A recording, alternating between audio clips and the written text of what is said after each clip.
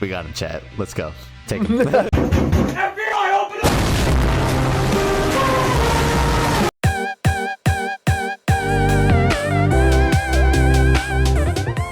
Yo finds herself sitting alone in the cafeteria, searching for a familiar face as her lunch cools on the table in front of her. She was hoping to see Koji today, but he must have had other plans. That wouldn't be at all unusual. Normally, Omi and Fuminori would pick up the slack, but Omi and Fuminori aren't here anymore. Yo puts down her chopsticks, her appetite ruined by the lack of company and by the anxiety eating at her.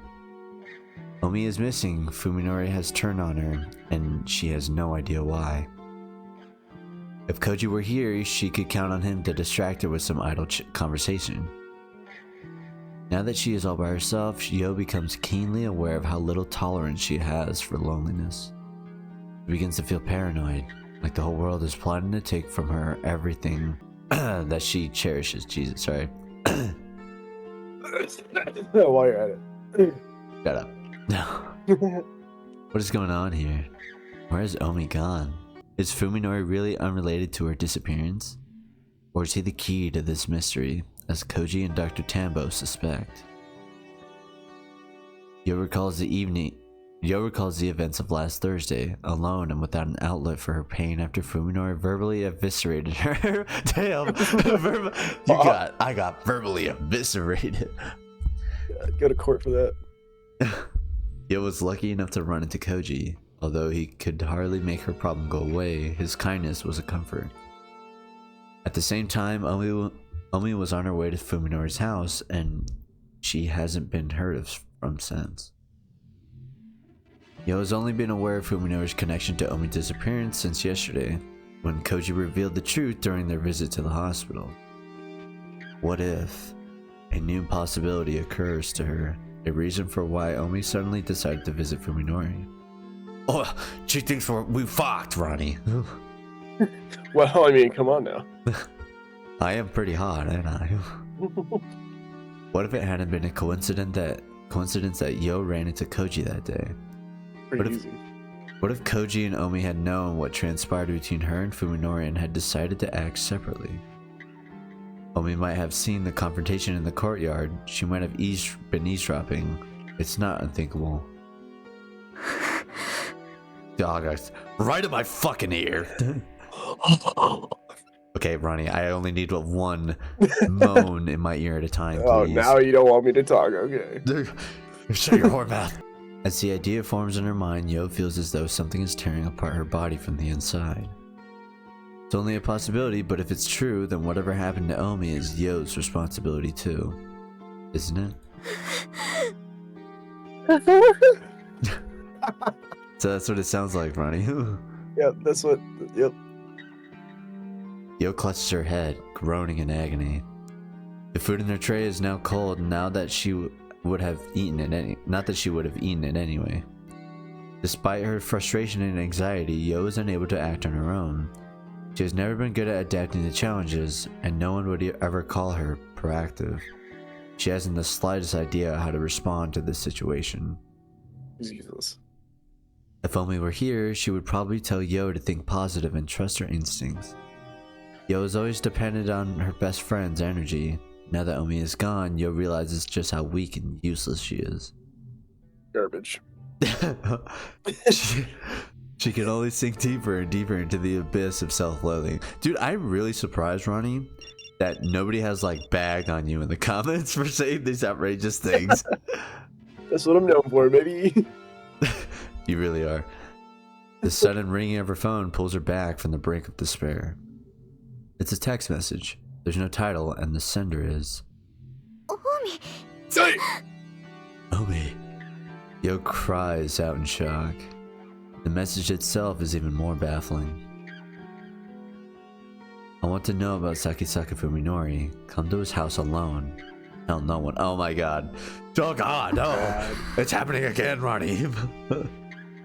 I will say that all the characters are like 14 or 15, like in high school, right? But they could all be drawn as 15-year-olds or 35-year-olds. Like, she could look like a middle-aged woman, honestly. Well, they're in college. Oh, I thought that. Oh, yeah, they're all medical students. Yeah. So they're all younger college than age. They're like young adults. Yeah, they're like 22. That's fair. The message bears no trace of Omi's personality, but Yo can't deny that it was sent from her phone. She takes a deep breath to calm herself before typing to her reply, taking care that excitement doesn't cause her fingers to slip. Is that you, Omi? Where are you? Yo presses send. The screen shows that a message was received. As she waits for a reply, her mind fills with questions.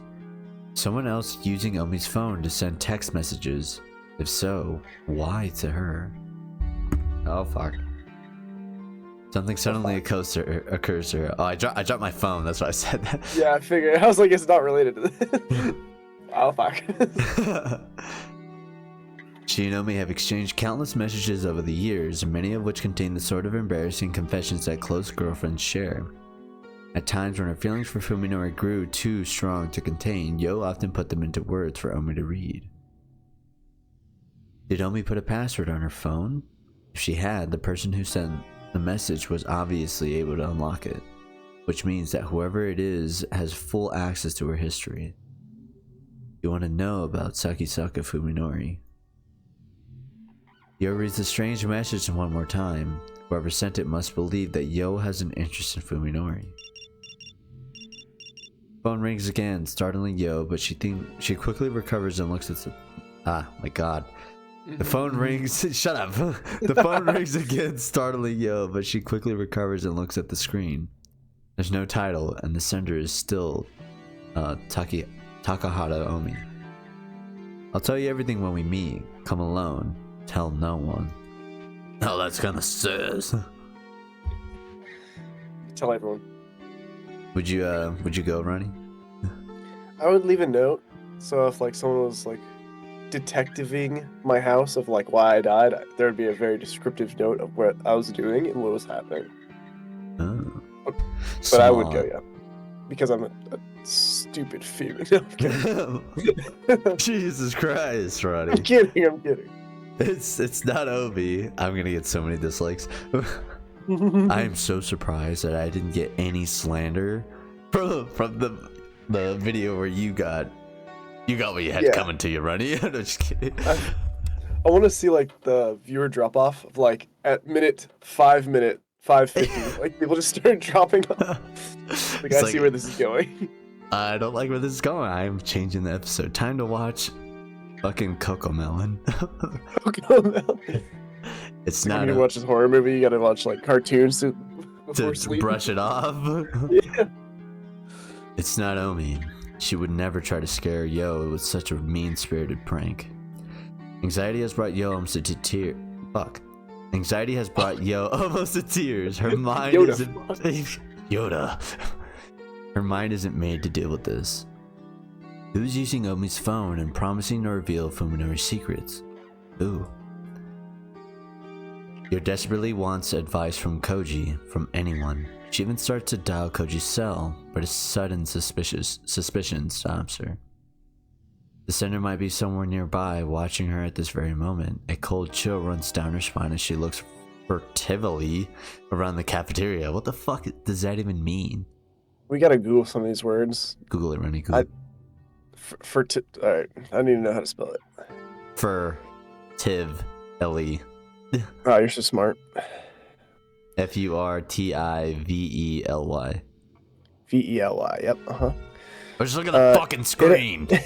I know, in a way that attempts to avoid notice or attention, secretively. She looks secretively around the cafeteria. Come alone. Oh, Was that you serious? Furtively. I don't know why she did. Why does she sound like that? Yeah, what? Okay. Why you have the sexy AI? What the fuck? I don't know why that's there. I swear. Yeah, Come alone. Tell no one. The lifeless characters on the screen are like a knife against her throat. However, Yo clutches her phone and forces her heart to stop pounding. Isn't this cowardice exactly what she hates most about herself? Doesn't she want to know what she's capable of? Then she want to do more than sit and wait. Yo realizes that her hand is shaking. How easy it would be to just give in to her cowardice, to convince herself that Omi and Fuminori are beyond her reach. That is what she truly wants. Even if it means abandoning dignity and loyalty, she wants to flee from the unknown. But she also knows that even escape is beyond her. Yo understands herself well. She knows that no matter how far she runs, regret and self-loathing will consume her after everything else has fallen apart. Christ. In the end, Yo is unable to overcome her cowardice alone. She lacks both the willpower and the courage to run. Jesus Christ.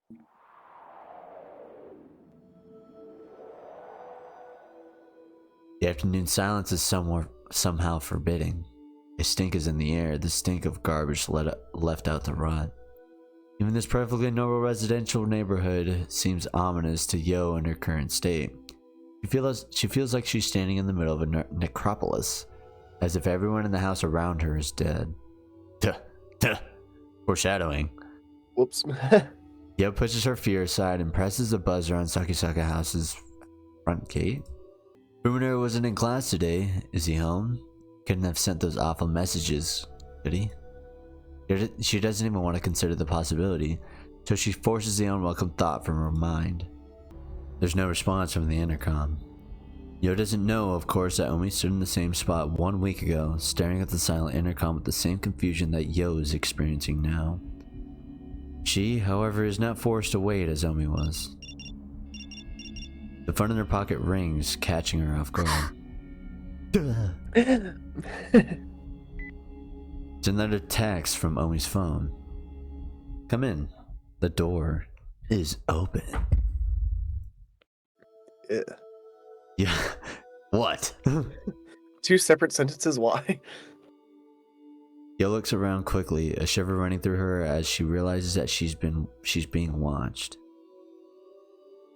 Searching fearfully for her observer, Yo spots movement out of the corner of her eye. On the second floor of the Sakisaka house, a tightly drawn window curtain just fluttered. The person who sent the messages is inside the house. Only now does Yo realize that every other window has its storm shutters closed. No matter what happens inside, no one will ever know. This time, I know, dude, I wouldn't fucking go in there. Yeah, now I'd be like, storm shelters are all down. Smells like garbage. Fuck no. No. This time she nearly gives in to the intense urge to flee. But the terror she feels towards her invisible watcher is stronger, and will not permit her to turn her back upon the window. She has nowhere to run. Damn, what the fuck? Clip that. Chat, clip that. Yo bursts into tears, unable to take a single step. The phone in her hand rings and demanding that she enter. Yeah. Oh, I thought she was gonna stop. No, I thought she was gonna keep going, just like the phone ring earlier, because the phone didn't stop ringing until you got to the next page. Oh. I thought she was gonna cry this whole time. Oh, that would have been kind of annoying. I would have not liked that. She steps through the gate. When she enters the house, an overwhelming stench assaults her nostrils. The house is dark. Foreshadowing, Ronnie? Assault. Stench. Assault. The house is dark, even though it is the middle of the day. Fuminori must be out, as his shoes are not in the vestibule. Okay. However, I'm not gonna look that up. Not enough. However, Yo catches sight of a different pair stuffed behind the shoe cupboard. They look familiar, so she pulls them out of the shadows for a closer look. As soon as she recognizes them, her mind tries desperately to deny reality. They are identical to Omi's favorite shoes. Yo has seen her wearing them many times before. But that doesn't mean Omi is here, she tells herself. They might belong to someone else, someone who brought the same shoes from the same store. There's no way Omi could be here. Is there? With a sudden flash of clarity, Yo presses the most frequently used speed dial button on the phone in her tightly clenched fist. The phone dials Omi's number. Fuck. It takes only a second for the signal to reach the nearest relay station. Then God damn. Not gonna lie, that kind of got me. A familiar ringtone echoes through the house. It's coming from the second floor. Someone must still be up there in the room with the moving curtains. Omi's phone rings for just a few moments, and then it stops as whoever is holding it realizes Yo's intentions. The first time Yo feels the indefinite presence of her formless god. 誰ですか? Who's there? She gathers her courage and calls out into the house, but there is no response. Whoever it is must not want to be seen. Oh. Oh. Do you hear that? Nope. Yeah, Ronnie, make that sound for me. Oh. So you just put your fist in your mouth. No, this is what that sounds like. Oh, God. Jesus. Swallowing hard, Yo walks down the hallway to the staircase. Hell yeah. Maybe it's Omi. Maybe it's Fuminori. Surely it's just the two of them playing a prank on her. Koji might even be here with them. Yo's mind fills with comforting images of her friends. She needs to believe that there is still hope. Otherwise, she cannot take another step. おみちゃんだよね。咲坂くんだよね。 Is that you, Omi? Fuminori? Are you there? As she climbs the stairs one at a time, Yo calls out in a voice choked with tears. When they see her sobbing, they'll probably laugh at her. Let them. It would be the happiest moment of her life. She just wants this torment to end. She tries to move faster, but her trembling legs will not let her. With each agonizing second that passes, she begs for release from this nightmare. What is she wearing? What is that? Skimpy outfit? Or a skimpy shirt? Yeah, kill her. Yeah, I know. Get her out of here. After climbing for what seems an eternity, Yo finds herself standing in the second floor hallway. No sound greets her. There's only the gloom brimming with silent malice. おみちゃん。おみちゃん。 Omi. Omi. Are you there? That's not what she sounded like. Shut up, Ronnie. She shuffles forward, calling out in a weak voice. 出てきてよ。お願いだよ。こんなのもうやだよ。 Come out already. Please. I can't take this anymore. The door in front of her is half open. It must lead to the room that overlooks the front gate. Yo watches helplessly from a corner of her mind as her body, seeming to move on its own volition, slowly opens the door. The room is empty. The damp, stinking air clings to Yo's skin. やめて。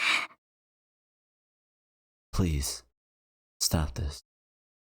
She is at her limit, unable to take a single step more. Her spirit has been utterly crushed. Perhaps this is the moment her tormentor was waiting for. Oh my... Whoa! Oh no! Yo! Get that text box out of here. I don't.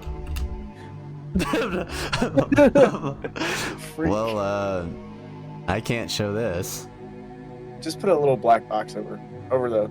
I mean, individual- I have to blur the whole image from where it transitions, but then I'll flip it to a box.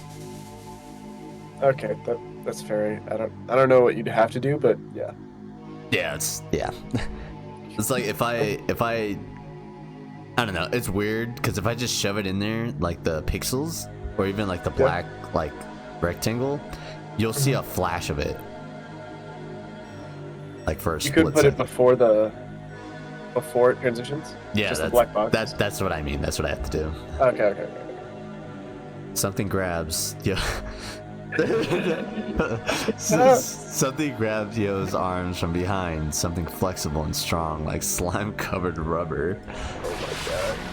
As the thing binds her limbs, finger-like appendages tear roughly through her blouse and force their way inside. Wait, inside what?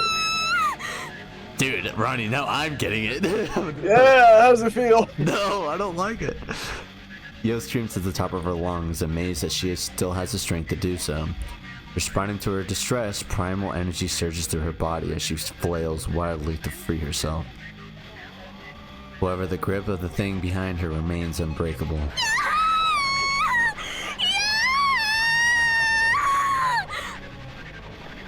I guess I would sound like that too.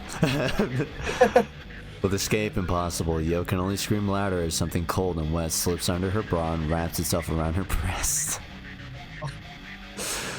Alright. Smut. Literally. Smut. No, dude, okay. This is where the smut comes in. If you are under 18 years or older, please leave now. Her ears are filled with the sound of something slimy sliding over her skin. As the loathsome assault continues, the unimaginable terror threatens to drive Yo utterly mad. Her throat is already raw from screaming, and now she can't even breathe as she struggles desperately against her attacker. I don't want to post this, Ronnie. You chose this. It was only fun when it was you. Suddenly, the thing pulls away.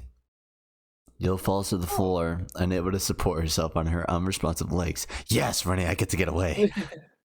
I get to get away. Yeah, okay, let's see how that goes. The creature that grabbed her is still here, lurking in the dark corner of the room. She can feel it watching her, but can't bring herself to turn around.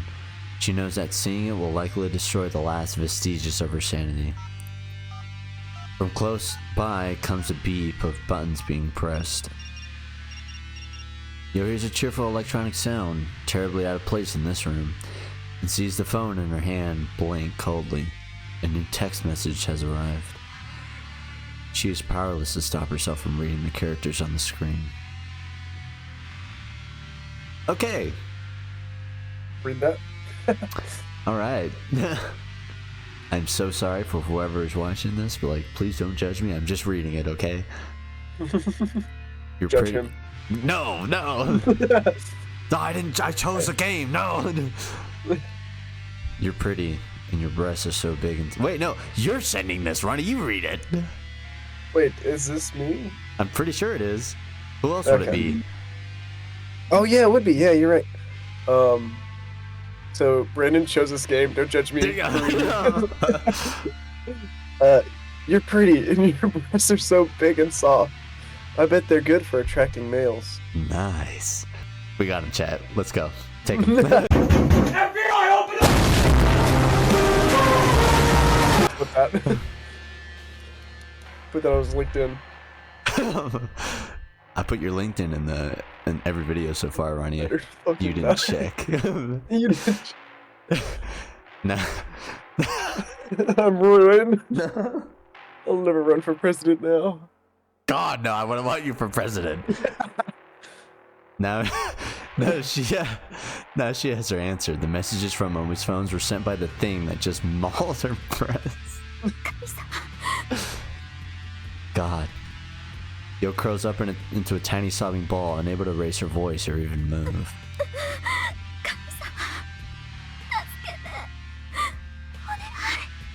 Oh God, please save me.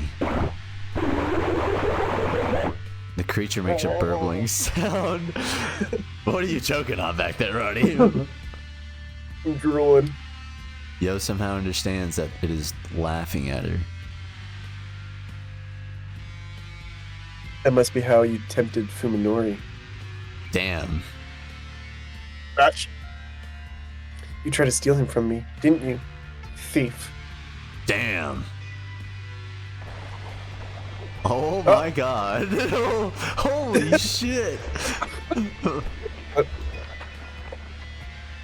Something cold seizes Yo's ankles, then travels slowly up her legs until it has covered her entire lower body. Lower body. Some primal female instincts tell her exactly what is going to happen. Oh no! Oh yeah. Why me? It was only funny when it happened to Ronnie. I got and you got sexually assaulted. Let's go. No. Okay. Oh well. I was slightly wrong. She will be graped. She'll be oval fruit shaped. Purple. Powerless to resist a fate worse than death. Stop. She pleads feebly, even though there is no hope that the inhuman creature will be merciful. お願いそれだけは許して Please, not that. She hears its bubbling laughter again. You should record that and send that to Justice and Arona. Put it on the group chat. They'll like that. Which part? Which part? When you were making that sound. I know what Arona's gonna say. The thing is enjoying her sorrow, her despair. Yo no longer has the strength to resist the monster on top of her. She is unable to shiver in revulsion as the cold, slimy thing covers her body. Her sight grows dim as her mind sinks deeper and deeper into a black, swamp-like abyss. The weight pushes itself in between her legs, but it seems so far away. Damn. Alright. Oh god, I'm scared. Oh, I have to click. Okay. I won't kill you. Though her mind is now barely functioning, Yo hears his voice whisper to her inside her head. It's a girl's voice, sweet and sinister, with the cruel innocence of a child gleefully plucking the wings from butterflies. Instead, I'll let you share in our happiness. Rejoice, Yo. We'll love you to death. The soft voice is a stark contrast to the unyielding strength that drives irresistibly into Yo's core. The pain is sharp and savage, greater than anything she has ever felt before. What's going on? I think it's a little more than the R word. Oh, fuck. I feel like I should blur this out too, honestly. The fluids on the upper part of the body, probably. Yeah. Perhaps. Perchance. Perchance. It should be unbearable, but there is no longer enough left of Yo's mind to recognize it as pain. Oh. While she stares blankly at the thing slithering deeper and deeper into her. Okay. It just like shocked me. An idle thought floats through her fading consciousness. Oh god. Oh no. Oh man. Poor girl. Ryder, you're doing this to me, why? Because she's trying to take my man. You didn't even buy me dinner. You didn't ask. Or. I've still never been kissed, have I? Damn it, she's in college. Yep. Look at that Honda. Fucking kisses me on the forehead after. Aftercare is important. Aftercare.